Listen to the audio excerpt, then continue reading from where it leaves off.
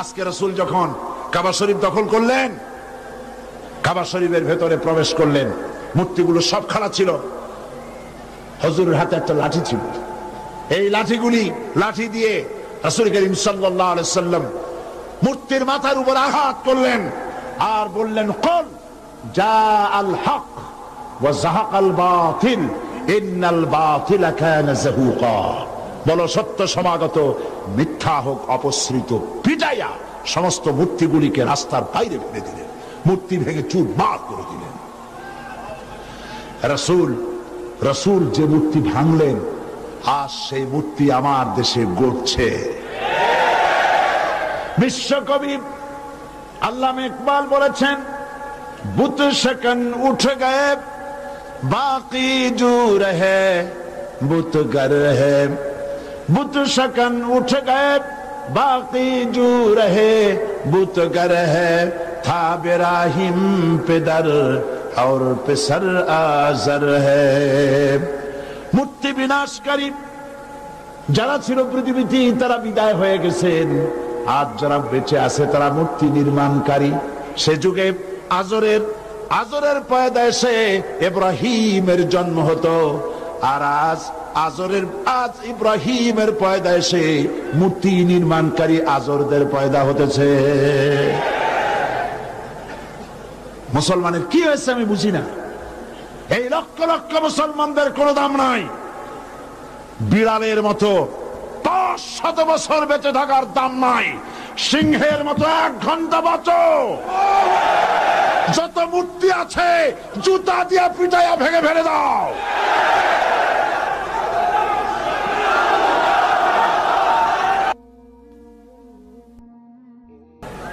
মুসা আলাইহিস সালামকে হযরত মুসা এবং হারুন আলাইহিস সালাম যখন ফেরাউনের কাছে দাওয়াত নিয়ে গেছেন, ফেরাউন প্রশ্ন করছে, ক্বালা ফামান রাব্বুকুমা ইয়া মুসা।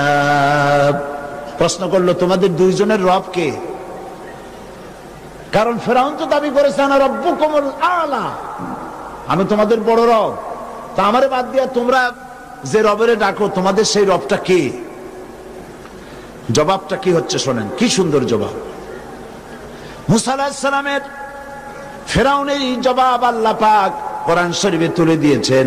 তিনি জবাব দিলেন, ক্বালা রাব্বুনাল্লাযী আ'তা কুল্লা শাইইন খালকাহু সুম্মা হাদা। আমাদের রব হচ্ছেন তিনি, যিনি সৃষ্টি করেন এবং চলার পথের এবং সমস্ত কিছু দিয়ে সৃষ্টির প্রয়োজন মিটান, সুম্মা হাদা, এবং তার চলার পথের দিশা দিয়ে দেন।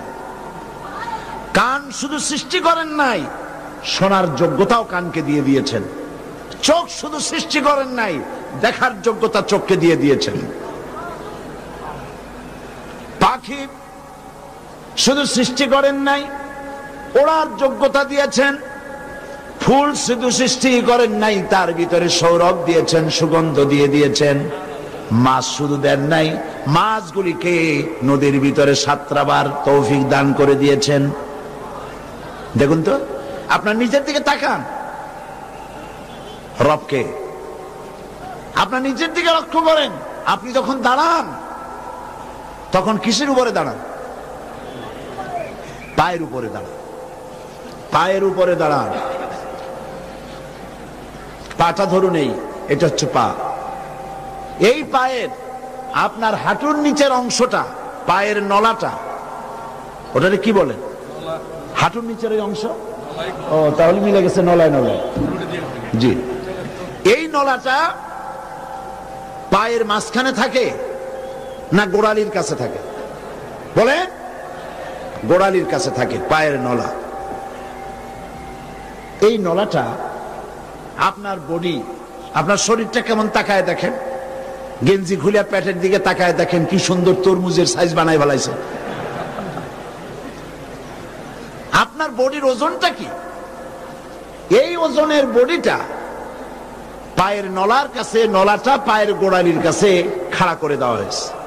যদি পায়ের সেন্টার, পায়ের মাঝখান, গোড়ালি আর পায়ের আঙ্গুল এর মাঝখানটায় যদি আপনার নলাটা থাকতো, হয় বুটোয় পড়তেন না হয় শীতয়ে পড়তেন। তিনি আল্লাহ যিনি আপনার বডিকে ব্যালেন্স করেছেন যাতে আপনি চিৎকেট না হয়ে পড়েন, যাতে দাঁড়ায় থাকতে পারেন যত বড় শরীর হোক। সুবহানাল্লাহ। তিনি শুধু সৃষ্টিই করেন না, তিনি সৃষ্টি করেন, পূর্ণতা দান করেন এবং চলার পথের দিশা দেন।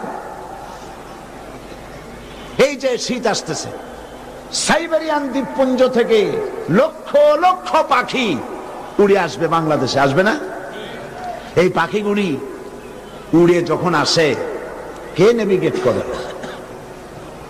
এই শহরের উপর দিয়ে, এই মরুভূমির পাশ দিয়ে, ওই জঙ্গলের উপর দিয়ে উড়ে গেলে তোমরা চট্টগ্রাম পৌঁছতে পারবে, সিলেট পৌঁছতে পারবে, সিলেটের সুনামগঞ্জে যেতে পারবে, আকালুকি হাওড়ে যেয়ে পৌঁছতে পারবে, দিনাজপুরে যেতে পারবে।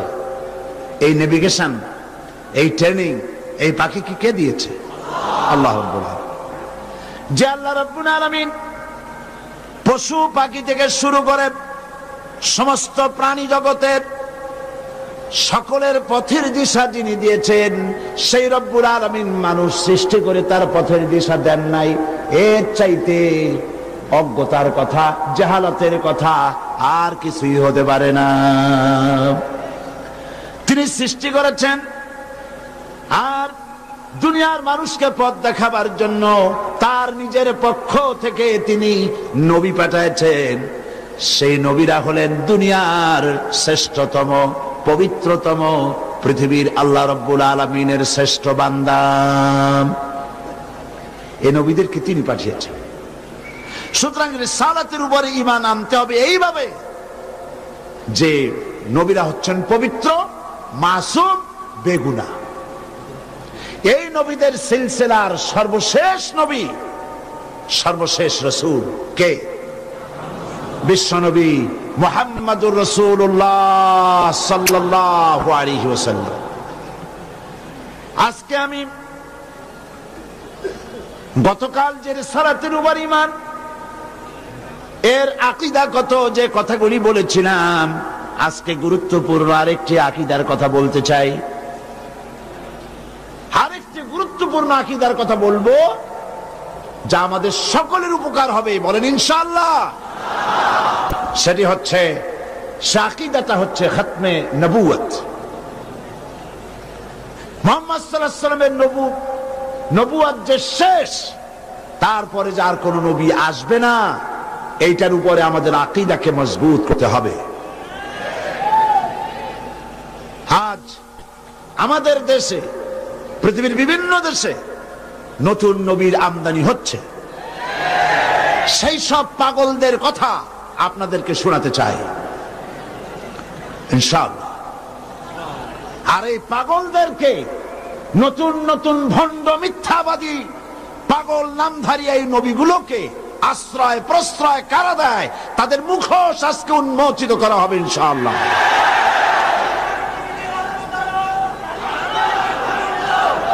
বিশ্বনবী মুহাম্মদ রাসূলুল্লাহ সাল্লাল্লাহু আলাইহি ওয়াসাল্লাম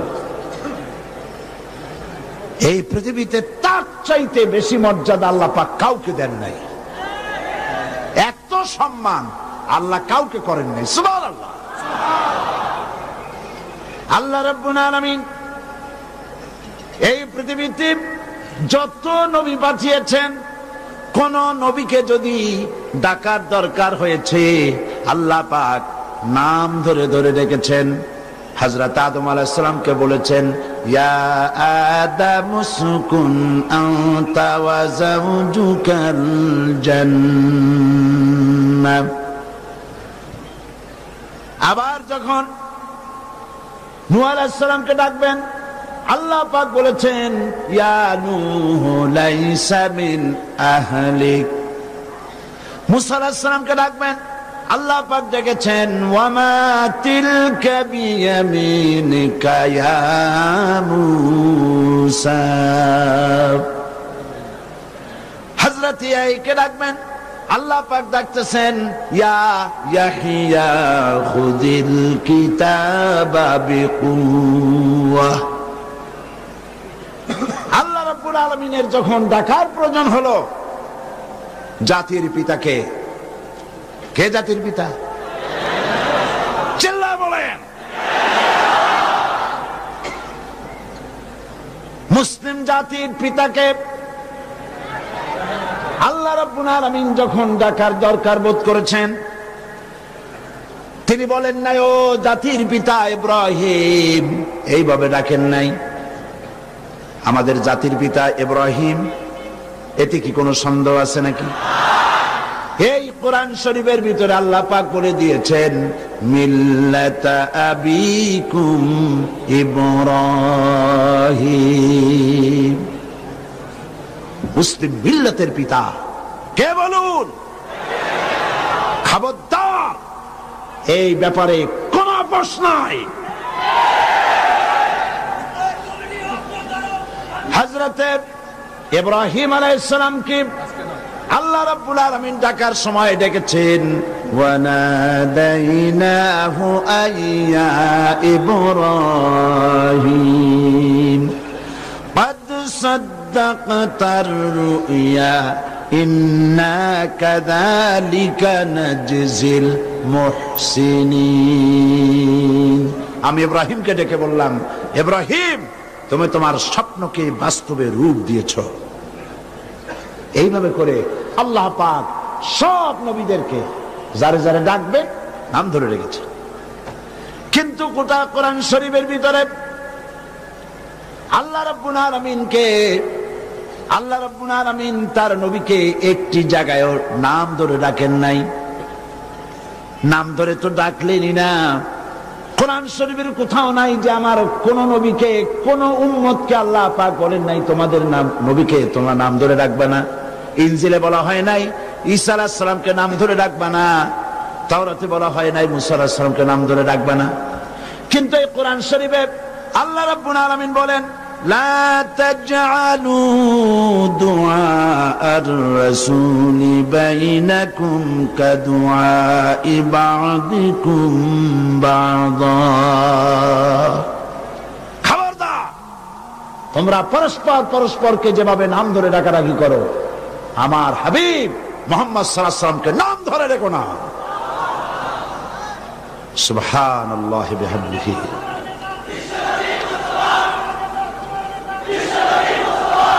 মুহাম্মদ সাল্লাল্লাহু আলাইহি ওয়াসাল্লামকে আল্লাহ পাক এত ইজ্জত দিয়েছেন, এত সম্মান দিয়েছেন। আমরা সৌভাগ্যবান। বলেন আমরা কি?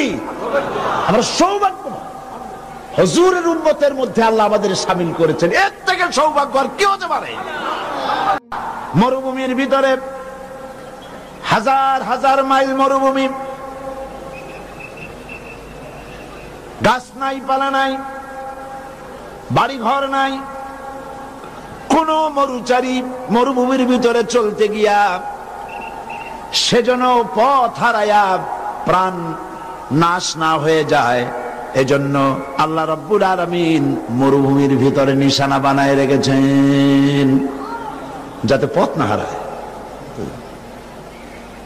পাহাড়ের ভিতরে কোন সরকার রাস্তা বানায় নাই।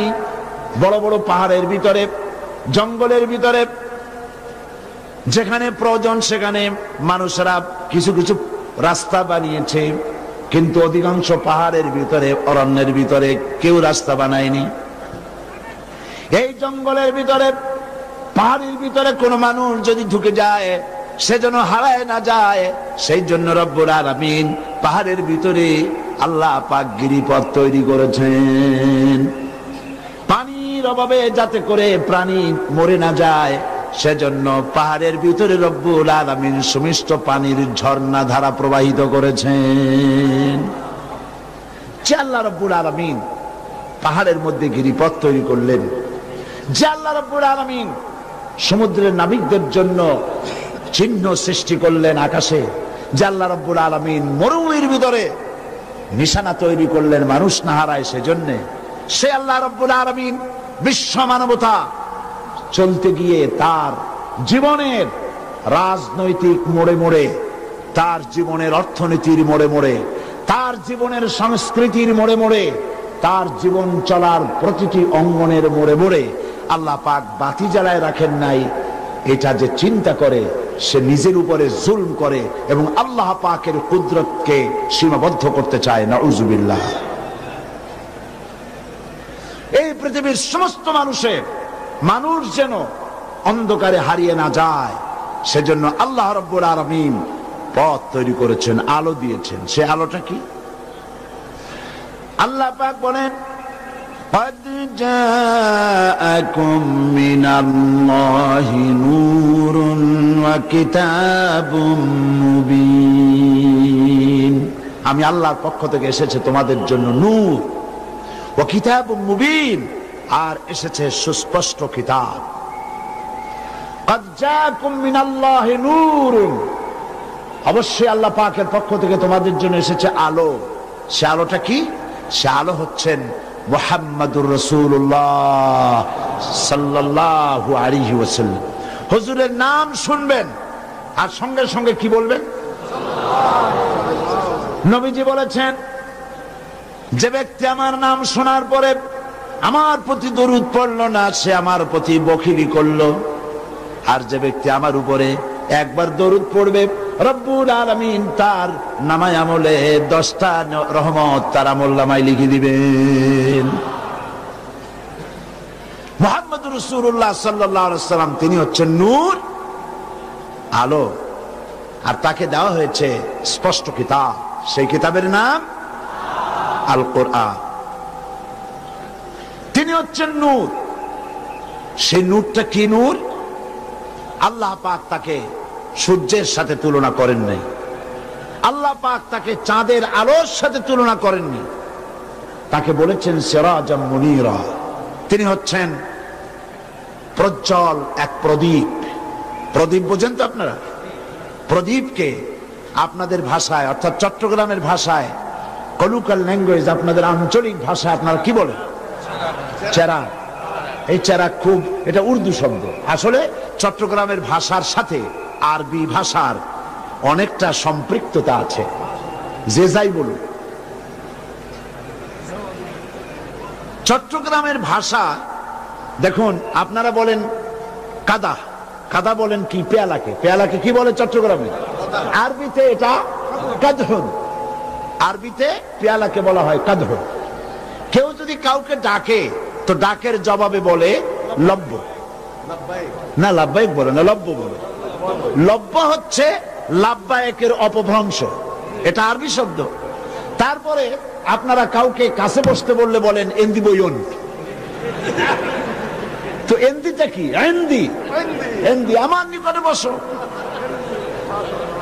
ভাষা, সুবহানাল্লাহ। বাংলাদেশের দুটি জেলা, চট্টগ্রাম এবং সিলেট, এই দুইটি জেলার আঞ্চলিক ভাষার মধ্যে আরবির মিলজুল যথেষ্ট রয়েছে। সিলেটে বলে, যখন বিচার করতে বসে, বিচার করতে গিয়ে বলে এই কজিয়ার সমরা হলো এই। কজিয়া আরবি শব্দ, সমরা আরবি শব্দ, এই কজিয়ার সমরা হলো এই। এরাও আরবি কথার কিছু মিলজুল আছে। অবশ্য বাংলা ভাষায় যে আমরা কথা বলি, আমাদের দেশের বাংলা ভাষার আমরা সর্বনাশ করে ফেলাইছি। সৈয়দ মুজতবা আলী একজন নামকরা সাহিত্যিক, তিনি তার সাহিত্যে লিখেছেন, বাংলা ভাষার জন্ম হয়েছে নদিয়া শান্তিপুর, আর এটার মৃত্যু হয়েছে চট্টগ্রামে। নোয়াখালীতে কুলখানি হয়েছে, সিলেটে 40 হয়ে গেছে। এখন সুবহানাল্লাহ, আলহামদুলিল্লাহ, যা খুশি পড়েন। তো আমি বলতেছিলাম, আঞ্চলিক ভাষার প্রতি কোরআনের স্বীকৃতি আছে, কোরআনের স্বীকৃতি আছে আঞ্চলিক ভাষার উপরে। ওয়াদ-দুহা ওয়াল-লাইলি ইযা সাজে মা ওয়াদ্দাকা রাব্বুকা ওয়া মা ক্বালে। আপনারা শুনলে তো অবাক হবেন যে কোরআনকে বিকৃত করছেন নাকি? না, বিকৃত করি নেই, এভাবে তেলাওয়াত করা হয়েছে, আর রাসূল করিম সাল্লাল্লাহু আলাইহি ওয়াসাল্লাম এটাকে সমর্থনও দিয়েছেন। আঞ্চলিক ভাষার প্রতি, প্রত্যেকটি ভাষার প্রতি ইসলাম শ্রদ্ধা জানিয়েছে। সুবহানাল্লাহ। তা আমি বলতেছিলাম, ভাষা, আপনারা বলেছেন চেরাগ। চেরাগ শব্দটা কি? উর্দু শব্দ, উর্দু, চেরাগ। এই চেরাগ মানে হচ্ছে প্রদীপ। প্রদীপ থেকে আল্লাহ পাক মুহাম্মদ সাল্লাল্লাহু আলাইহি ওয়াসাল্লামকে তুলনা করলেন কিসের সাথে? আরে ভাই বলেন না কিসের সাথে? আমার সামনে যারা বসা সব পুরুষ, জবাব দিবেন ঠাস ঠাস করে। তবে না বুঝবো যে এখনই যদি এরকম আদমরা হয়ে যান, রোজা মাত্র 15 দিন পরে, অভয়টা কি হবে? তো আল্লাহ রাব্বুল আলামিন তিনি রাসূলুল্লাহ সাল্লাল্লাহু আলাইহি ওয়াসাল্লামকে এত বড় নবী, তারে তুলনা করা দরকার ছিল আমাদের মতে, তুলনা করা দরকার ছিল সূর্যের সাথে, চাঁদের সাথে, কিন্তু আল্লাহ তা না করে করলেন কি এর সাথে? সুবহানাল্লাহ। এর মধ্যে হিকমতটা কি? এর ভিতরে হিকমত হচ্ছে সূর্য যত বড় হোক, তার আলো যত তীব্র এবং প্রখর হোক, কিয়ামত পর্যন্ত সূর্য চেষ্টা করে নতুন ছোট্ট আর একটা সূর্যের জন্ম দিতে পারবে না। চাঁদের আলো যত সুন্দর হোক, চাঁদের আলো যত স্নিগ্ধ হোক, কিয়ামত পর্যন্ত চাঁদ যদি চেষ্টা চালায় তাহলে ছোট্ট একটা চাঁদের জন্ম দিতে পারবে না। কিন্তু আপনার চট্টগ্রামের একটি চেরাগ, সারা চট্টগ্রাম বিভাগের ভিতরে কোথাও ইলেকট্রিসিটি নাই, আলো নাই, চট্টগ্রামে একটা চেরাগ আছে। এইটা শুনিয়া চতুর্দিক থেকে লোকেরা যদি ছুটে আসে আর এই চেরাগ থেকে যদি আলো নিতে থাকে, মূল চেরাগ থেকে আলো কমে যাবে নাকি? একটি চেরাগের আলো দিয়ে तमाम পৃথিবীতে আলো বিকিরণ করা যায়। আল্লাহ রাব্বুল আলামিন এই জন্য নবীকে সূর্য আর চাঁদের সাথে তুলনা না করে চেরাগের সাথে তুলনা করলেন। নবীর জ্ঞান চেরাগের জ্ঞানের মতো, আলোর মতো, সেই আলো যেই আলো দিয়ে কিয়ামত পর্যন্ত দুনিয়ার সকল জাতি আলো নিতে পারবে। এটাই হচ্ছে চেরাগের তাৎপর্য। আল্লাহ রাব্বুল আলামিন এই পৃথিবীর বুকে সৃষ্টি করে ছেড়ে দেন নাই, সৃষ্টি করেছেন আর চলার পথও দেখিয়েছেন। সুবহানাল্লাহ বলবেন না?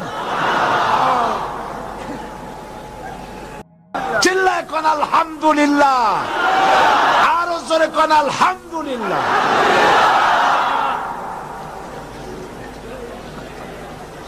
আল্লাহ তার নবীকে এত মর্যাদা দিলেন,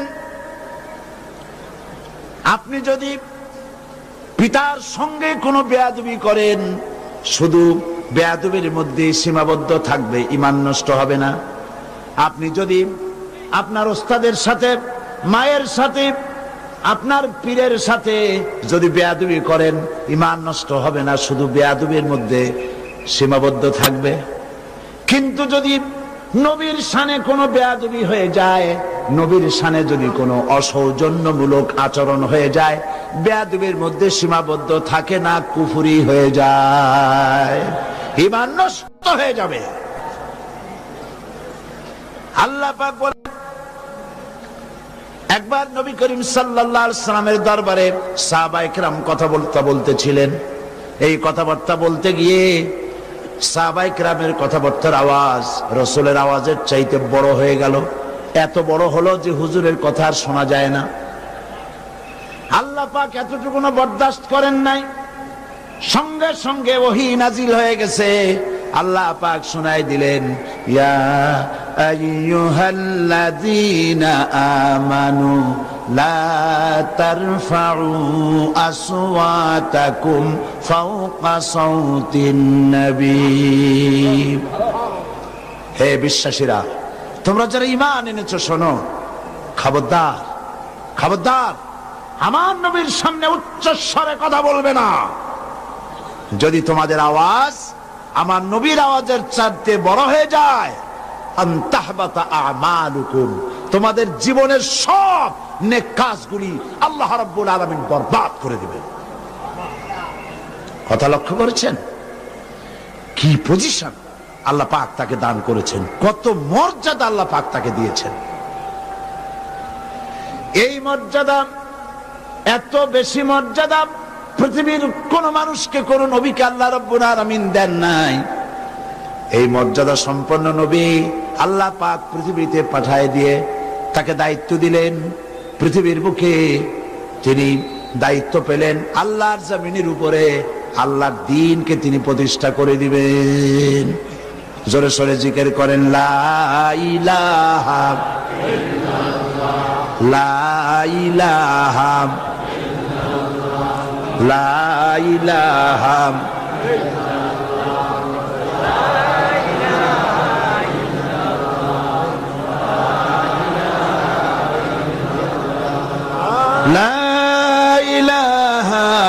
ইল্লাল্লাহু মুহাম্মাদুর রাসূলুল্লাহ।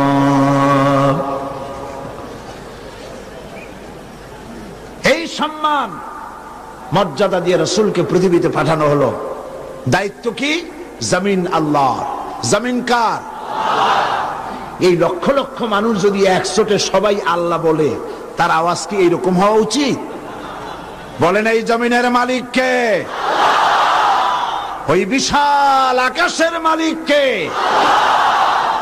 এই কুল কায়নাতের মালিক কে?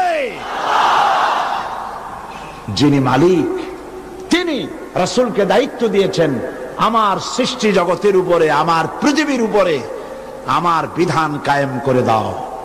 এটাই হচ্ছে দায়িত্ব। নবীজি এই দায়িত্ব পালন করতে গিয়ে মানুষকে বলেছেন, ইয়া আইয়ুহান নাস কুলু লা ইলাহা ইল্লাল্লাহ তুফলিহু। হে মানব সকল, যদি নির্যাতন থেকে বাঁচতে চাও, যদি তোমরা জুলুম থেকে বাঁচতে চাও, যদি অন্যায় থেকে বাঁচতে চাও, ক্ষুধা দারিদ্র থেকে যদি বাঁচতে চাও, পরকালের জাহান্নামের আযাব থেকে যদি বাঁচতে চাও, তাহলে ঘোষণা দাও লা ইলাহা ইল্লাল্লাহ, লা ইলাহা ইল্লাল্লাহ, লা ইলাহা লা ইলাহা ইল্লাল্লাহ মুহাম্মাদুর রাসূলুল্লাহ। রাসূল করিম সাল্লাল্লাহু আলাইহি ওয়াসাল্লাম মক্কি জিন্দেগিতে 13 বছর বসে লোক তৈরি করলেন, বাহিনী তৈরি করলেন। তাওহীদ, রিসালাত এবং আখিরাতের ট্রেনিং দিয়ে কেমন লোক তৈরি হলো? আবু বকর, ওমর, ওসমান, আলী, জুবায়ের, খাব্বাব, হুবাইব, আম্মার, আবু সাইদ খুদরি, আবু মুসা আশআরী রিদওয়ানুল্লাহ তাআলা আলাইহিম আজমাইন। এই সব বিশাল বিশাল ব্যক্তিত্ব তৈরি হয়ে গেল।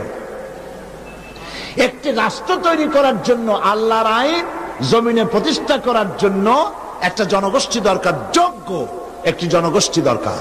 সেই জনগোষ্ঠী মক্কি জিন্দেগিতে, নবুয়তের মক্কি জীবনে রাসূলুল্লাহ তৈরি করে ফেললেন।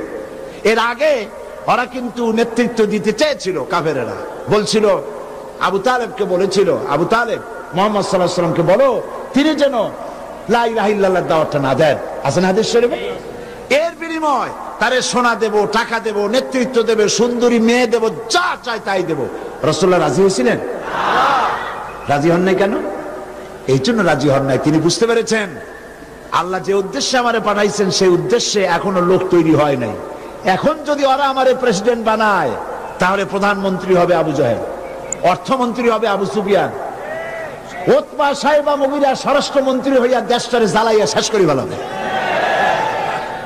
আল্লাহর নবী জবাবে বললেন, ও আমার চাচা, ওদের পক্ষে যেটা দেওয়া সম্ভব সেটা তো দূরের কথা, যেটা দেওয়া সম্ভব নয় তাও যদি আমাকে দিতে পারে, যেমন আকাশের ওই সূর্যটা ধরে এনে ওরা যদি আমার ডান হাতে তুলে দেয়, আর আকাশের ওই পূর্ণিমার চাঁদটা ধরে এনে ওরা যদি আমার বাম হাতে তুলে দেয়, এর বিনিময়েও আমি মুহাম্মদ রাসূলুল্লাহ সাল্লাল্লাহু আলাইহি ওয়াসাল্লাম তাওহীদের দাওয়াতকে এক মুহূর্তের জন্য ছেড়ে দেব না। আমি আসছি এই কাম করার জন্য। লোক তৈরি হলো, সময় লাগলো কত বছর? 13 কত বছর? 13 বছর সময় লেগেছে। এই 13টি বছর সময়ের পরে নবীজি চললেন মদিনা মুনাওয়ারায়। যাওয়ার সময় আল্লাহ পাক শিখায় দিলেন, আপনি পড়েন অকুর রব্বি আদখিলনি মুদখালা সিদকিন وأخرجني مخرج صدق واجعل لي من لدنك سلطانا نصيرا হে আমার রব, হে আমার আল্লাহ, সত্যের সাথে আমাকে প্রবেশ করাও, সত্যের সাথে আমাকে বের করাও। ওয়াজআল লি মিন লাদুনকা সুলতানান নাসীরা, আর তুমি আমাকে সাহায্যকারী শক্তি দান করো। এই সাহায্যকারী শক্তি কি? এটাই হচ্ছে রাষ্ট্রীয় পাওয়ার। আমাকে রাষ্ট্র শক্তি দাও। এই দোয়া কে শিখালেন? আল্লাহ পাক শিখাই দিয়েছেন, এইরকম আমার কাছে চাও। সুবহানাল্লাহ কবেন না? আল্লাহ তো দিবেন, তারপরে বলছেন আমার কাছে এভাবে দোয়া চাও, রাষ্ট্র শক্তি চাও। আর বেওকুফ, আহমক, জাহিল মুসলমান নামধারী লোকেরা বলে ধর্ম আর রাজনীতি আলাদা। নাউযুবিল্লাহ। যারা এই কথা বলে ধর্ম আর রাজনীতি আলাদা যারা বলে, তারা মুনাফিক। মুনাফিক তারা কি? ইসলাম বোঝে নাই, ইসলাম বোঝে নাই। তাদেরকে ইসলাম বোঝার জন্য বিনীতভাবে আরজ করি, ভালো করে বুঝুন, ভালো করে পড়ুন। রাসূলুল্লাহ বললেন, আল্লাহ পাক আমাকে সাহায্যকারী শক্তি, রাষ্ট্রীয় পাওয়ার আমাকে দান করো। নবীজি মদিনা মুনাওয়ারায় গেলেন, এরপরে তিনি রাষ্ট্রপ্রধান হয়ে গেলেন। নবীজি আজ প্রেসিডেন্ট, তিনি আজকে রাষ্ট্রপতি। তিনি জনগণকে একটি সংবিধান দিলেন, যেই সংবিধান দিয়ে, কনস্টিটিউশন দিয়া দেশ পরিচালিত হলো। সেই কনস্টিটিউশনের নাম কি? সবাই বলেন নাম কি? এই কোরআনের রাজ কায়েম করে দিলেন। চুরি বন্ধ হলো, ডাকাতি বন্ধ হলো, জেনা বন্ধ হলো, চুরি বন্ধ হলো। রাসূল করিম সাল্লাল্লাহু আলাইহি ওয়াসাল্লাম কে আল্লাহ পাক লেজিসলেটিভ পাওয়ার দিলেন, তাকে ভাইসরয় হিসাবে আল্লাহ নিয়োগ দিলেন। হালাল আর হারাম যা আল্লাহ করেছেন, এর মধ্যেই হালাল হারামের সীমাবদ্ধ নয়। রাসূলুল্লাহকে আল্লাহ পাক হালাল হারাম এর লিস্ট তৈরি করার, বিধিনিষেধের এই সীমারেখা তৈরি করার ইখতিয়ার আল্লাহ রাসূলকেও দান করেছিলেন। এ ব্যাপারে গতকাল হাদিস থেকে আমি আপনাদের সামনে আলোচনা করেছি। এই যে আমরা জুমার নামাজ পড়ি, এই জুমার নামাজ, আগামীকাল জুমার নামাজ, তাই না? এই জুমাবারে জুমার নামাজ পড়তে যাচ্ছি। জুমার ফরজ নামাজ কয় রাকাত? 2 রাকাত। অন্য দিনে ওই সময় কোন নামাজ পড়ি? ফরজ কয় রাকাত? এই যে জোহর ছিল 4 রাকাত, জোহর বাদ গেল, পড়লাম জুমা, 4 রাকাত কনসেশন হয়ে গিয়ে ফরজ হলো কয় রাকাত? কোরআন শরীফের কোথায় আছে? কোরআনে কারীম আল্লাহ রাব্বুল আলামিন জুমার নামাজের ব্যাপারে শুধু এতটুকুন বলে ছেড়ে দিয়েছেন, ইয়া আইয়ুহাল্লাযীনা আমানু ইযা নুদিয়া লিস-সালাতি মিন ইয়াউমিল জুমআতি ফাসআউ ইলা যিকরিল্লাহি ওয়া যারুল বাই'। হে বিশ্বাসীরা, জুমার দিনে যখন তোমাদেরকে ডাকা হবে, তখন তোমরা বেচা কেনা সব ছেড়ে দিয়ে ফাসাও, দৌড়াও, ইলা যিকরিল্লাহ, আল্লাহ পাকের শরণার্থে জিকির করার জন্য সব দৌড়ায় যাও। যাইয়া কি করো? কি নামাজ পড়ো, কয় রাকাত পড়ো? এগুলি কোরআন শরীফে নাই। এই শরীয়ত প্রণয়ন করেছেন বিশ্বনবী মুহাম্মদ রাসূলুল্লাহ সাল্লাল্লাহু আলাইহি ওয়াসাল্লাম। সুবহানাল্লাহ বলবেন না? রাসূলুল্লাহকে আল্লাহ পাক শারে বানিয়েছেন, শরীয়ত প্রণেতা। সুবহানাল্লাহ। রাষ্ট্রপতি, ইমাম, মসজিদে নববীর ইমাম কে? মুহাম্মদ রাসূলুল্লাহ সাল্লাল্লাহু আলাইহি ওয়াসাল্লাম। রাষ্ট্রের ইমাম যিনি, মসজিদে নববীর ইমামও সেই রাসূল করিম সাল্লাল্লাহু আলাইহি ওয়াসাল্লাম। তিনি হচ্ছেন ইমামুল আইম্মা, যিনি রাষ্ট্রপ্রধান হবেন। মুসলিম দেশের, ইসলামী রাষ্ট্রের রাষ্ট্রপ্রধান যিনি হবেন, বাংলাদেশের বাইতুল মুকাররমে তাকে ইমামতি করার যোগ্যতা রাখতে হবে। যিনি মন্ত্রী হবেন, তার মন্ত্রণালয় তাকে ইমামতি করতে হবে। এখন যারা আছে তারা যদি ইমামতি করতে চায়, মুসল্লিরা কবে লা হাওলা ওয়ালা কুওয়াতা ইল্লা বিল্লাহ, অ্যাবাউট টার্ন ডাবল মার্স। এটা ইসলাম নয়। ইসলামের নিয়মই হচ্ছে যিনি রাষ্ট্রের ইমাম তিনি মসজিদের ইমাম। আর রাসূলুল্লাহ তো এমন ইমাম ছিলেন যিনি ইন্তেকালের পর তার জানাজা জামাতবদ্ধ ভাবে ইমামতি করে কেউ জানাজা পড়ায় না। যেহেতু রাসূলুল্লাহ হচ্ছেন ইমামুল আইম্মা, সমস্ত ইমামদের ইমাম, সেই জায়গায় ইমামতি কে করবে, কার সাহস আছে বুকে? এই জন্য একজন একজন করে জানাজার নামাজ আদায় করেছে। সুবহানাল্লাহ। গোটা বিশ্বের রাষ্ট্রপ্রধানরা মুহাম্মদ সাল্লাল্লাহু আলাইহি ওয়াসাল্লাম থেকে আদর্শ নাও। রাষ্ট্রপ্রধান কারে বলে? আমি বলতে চাই, ইতিহাসের পাতার দিকে তাকান। রাসূলের মতো রাষ্ট্র শাসক আল্লাহর আকাশের নিচে জমিনের উপরে আর একজন কি হয়েছে? সুতরাং সেই রাসূলের নেতৃত্বের দিকে তাকাও, কিভাবে রাষ্ট্রটা পরিচালনা করলেন। এই কোরআন হলো সংবিধান। চুরি ছিল না, ডাকাতি ছিল না, ঠিক না? আজ আমাদের দেশের হুঙ্কার মারা এক মন্ত্রী বলছেন মাটির তলা থেকে সন্ত্রাসী খুঁজে বের করব, কিন্তু নাকের ডগার উপরে সন্ত্রাসীর না আছে তা ধরতে পারে না। কি আজীব তামাশা। নিজের দলের হলে কোনো অসুবিধা নেই। জাহাঙ্গীরনগর বিশ্ববিদ্যালয় দর্শনের সেঞ্চুরি উদযাপন করলো নিজের দলের সূর্য সন্তানেরা, সেজন্য তাদেরকে গ্রেফতার করা গেল না। কিন্তু ঢাকা বিশ্ববিদ্যালয়ে যেসব ছেলেরা ফজরের নামাজ জামাতে পড়ে, তাহাজ্জুদের নামাজ পড়ে, সেই সব ছেলেদেরকে খুঁজে খুঁজে বের করে পিটিয়ে হাত পা ভেঙে ঢাকা বিশ্ববিদ্যালয় থেকে বের করে দেওয়া হয়েছে।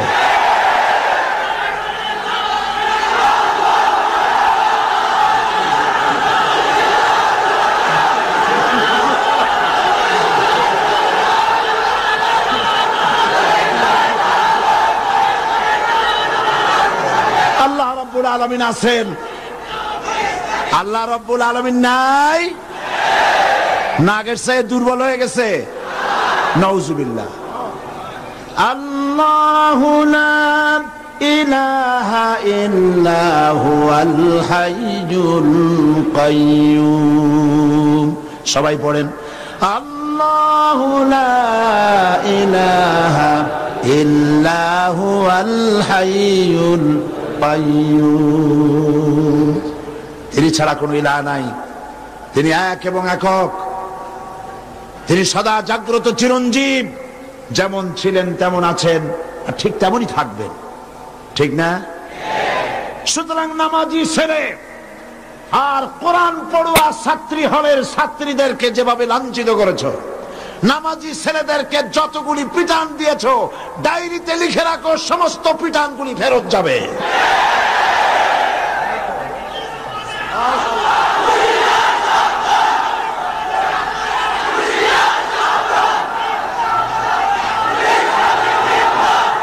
রাসূল করিম সাল্লাল্লাহু আলাইহি ওয়াসাল্লাম যে সমাজ বিনির্মাণ করেছিলেন, সেই সমাজে চুরি ছিল না, ডাকাতি ছিল না, জিনা ছিল না, ব্যভিচার ছিল না। কারণ সেই সমাজের সংবিধানের নাম ছিল, সেই সমাজের সংবিধানের নাম ছিল আল কোরআন। এই আল কোরআন আমাদের সংবিধান। আমেরিকান প্রেসিডেন্ট বিল ক্লিন্টন প্রেসিডেন্টের শপথ গ্রহণের সময় যদি বেদ তাদের বাইবেল স্পর্শ করে তারা শপথ নেয়, তাতে তারা মৌলবাদী হয় না। তাদের পতাকার ভিতরে, তাদের গানের মধ্যে, তাদের ডলারের উপরে স্রষ্টার নাম লেখা রয়েছে, তাতে তারা মৌলবাদী হয় না। কিন্তু আজ মৌলবাদীর গন্ধ সরকার সর্বত্র খুঁজে বেড়ায়।